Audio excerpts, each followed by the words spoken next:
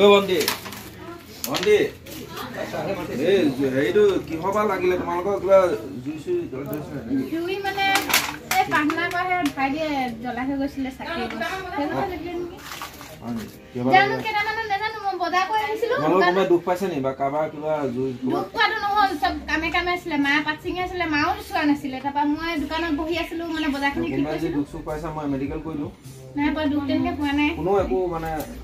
হেৰি হোৱা নাই ন কোনে আহি মানে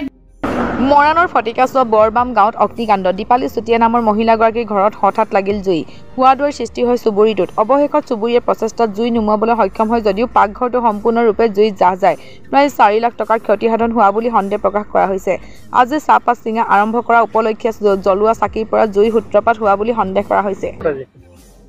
মই ইয়াতে বহি আছিলো দোকানত তাৰ পৰা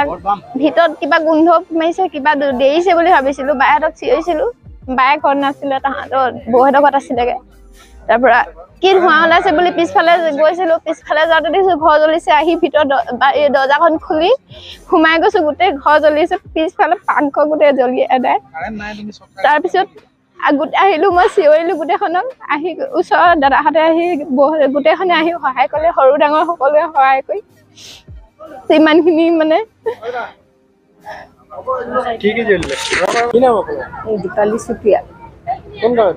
ফটিকাচোৱা বৰবাম কেনেকৈ জুই লাগিলে কেনেকৈ চাকি জ্বলোৱা হৈছিলে আজি নতুন হেৰি পাত চিঙা হৈছিলে তাৰপৰা পাত ছিঙি থাকিলোঁ বাৰু কেনেকৈ জ্বলিলে ক'বই নোৱাৰোঁ জ্বলাৰ পাছতে আমি মই দৌৰি আহিছোঁ পাছফালৰ পৰা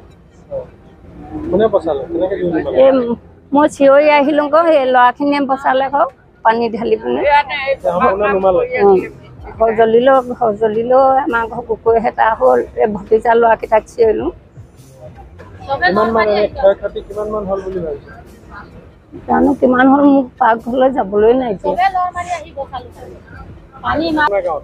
আমাৰ গাঁৱত এতিয়া হাল্লা শুনি আমি চবে লৰ মাৰি আহিলোঁ আহি পেলাই কি জ্বলে কিহৰ পৰা কাৰেণ্টে হয় না গেছ চিলিণ্ডাৰে হয় না আমি বুজি নাপাওঁ প্ৰথম তাৰপৰা আহিলোঁ চবে দেখিলোঁ পানী লাগিল পানী মাৰি টিউবেলত পানীও নোলায় তাৰপৰা আকৌ যেনে জোৰ তৰ পৰা হেৰি কৰি কিনে হ'লেও চবেই মিলি গোটেই ৰাইজে আৰু এটা দুটাই নহয় গোটেই মিলি জুলি মাৰিহে বচালোঁ আমি নুমালোঁ আৰু এতিয়ালৈকে এইবোৰ বস্তু বাহানি এই বাহিৰত আনি দিলোঁ চব কাম কৰিলোঁ ক্ষতিটো তেনেকৈ সেই টিং পাতবোৰে হ'ল আৰু কি হ'ল ইমানটোতো এতিয়ালৈকে গম পোৱা নাই ভিতৰত সেই পাকঘৰৰ ভিতৰত কি আছিলে আৰু বাহিৰত পাকঘৰতো গ'ল আৰু এই প্ৰায় 2 মান বজাত বুলি কৈছে অলপ নিয়ম কানুন কৰিছিলে চাকি তাকি জ্বলাই ভগৱানক অৰ্পণ কৰিছিলে হঠাৎ লাগে আৰু ওচৰ পাজৰৰ পৰা মানুহবিলাকে দেখে আৰু ওচৰৰ পৰা স্থানীয় ৰাইজে আহি তৎক্ষণাত জুইকুৰা নুমাবলৈ সক্ষম হয় আৰু বাকী মেইন ঘৰটো বাচি যায় পাকঘৰটো সম্পূৰ্ণভাৱে বিধ্বস্ত হয় জুইত জাহ যায় আৰু মই খবৰ পাই লগালগ আহোঁ কোনোবা লোক দুখ পাইছে নাই ইয়াত কোনো হতাহত হোৱা নাই এনেকুৱা অলপ টিং চিং বাৰু অলপ পাকঘৰ সামগ্ৰী কিছুমান হেৰি হৈছে জাহ গৈছে বাকী অন্যান্য স্থানীয় ৰাইজে যথেষ্ট সংখ্যক ল'ৰা ডেকা ল'ৰা আৰু ৰাইজে আহি গোটেই পানী মাৰি